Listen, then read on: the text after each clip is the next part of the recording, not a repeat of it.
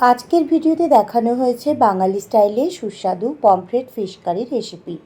সর্ষের তেল, টাটকা মশলা আর সহজ পদ্ধতিতে তৈরি এই মাছের রেসিপি গরম ভাতের সঙ্গে খেতে অসাধারণ লাগে। নমস্কার বন্ধুরা, আমি করবী।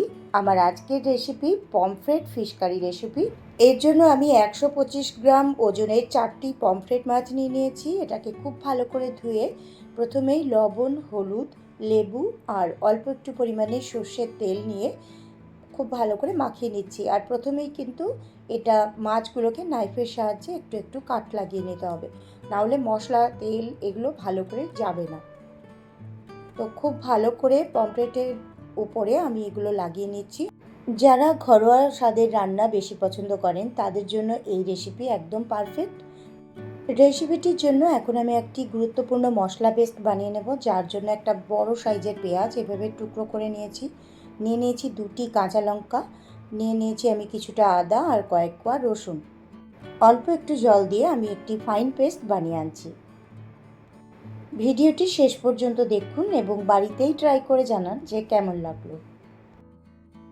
খুব সুন্দর একটা ফাইন পেস্ট আমি বানিয়ে নিয়ে এলাম। এখন একটি ফ্রাই প্যান গরম হলে আমি সর্ষের তেল দিয়ে দিলাম। তারপর নুন, হলুদ, লেবু এবং সর্ষের তেল মাখিয়ে রাখা মাছগুলোকে আমি ভেজে তুলে রাখছি।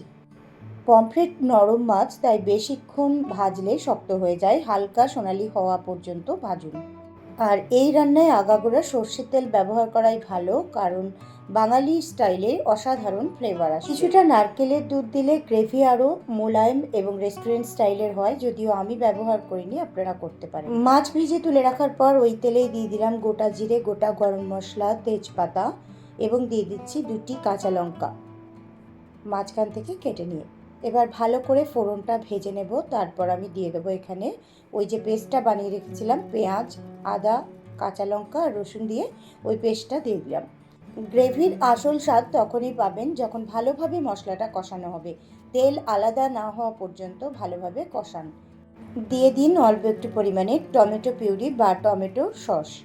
ভালোভাবে নাড়াচাড়া করে মিশিয়ে নিন।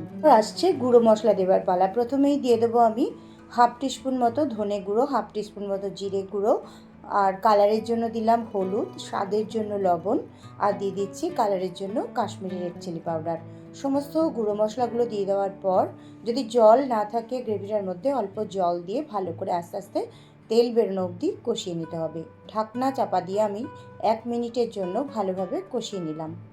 এখন কিন্তু তেল ছেড়ে এসেছে, ভালো করে একটু মিশিয়ে নিচ্ছি।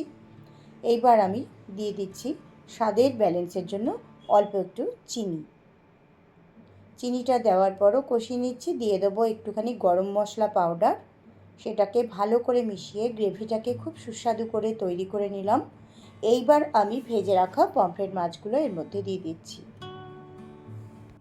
পমফ্রেট মাছের জন্য মাঝারি পাতলা গ্রেভি সবচেয়ে ভালো লাগে। মাছগুলো গ্রেভির মধ্যে দিয়ে দেওয়ার পর 1 থেকে 2 মিনিট ভালো করে কুক করে নিয়ে গ্রেভিটা মাছের ওপরে লাগিয়ে নেব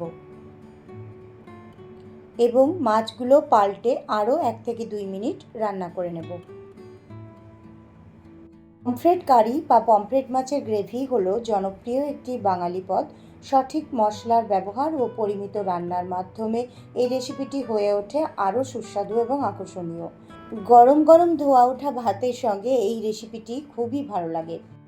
সহজ উপকরণে ঘরোয়া স্বাদে তৈরি পমফ্রেট মাছের গ্রেভি একবার খেলে বারবার খেতে ইচ্ছে করবে।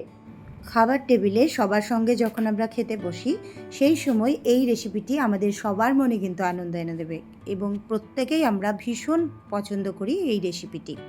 তো আজকের মতো এই পর্যন্তই। আবার দেখা হচ্ছে আগামী কোনো রেসিপি নিয়ে। সবাই খুব ভালো থাকবেন, এনজয় করবেন।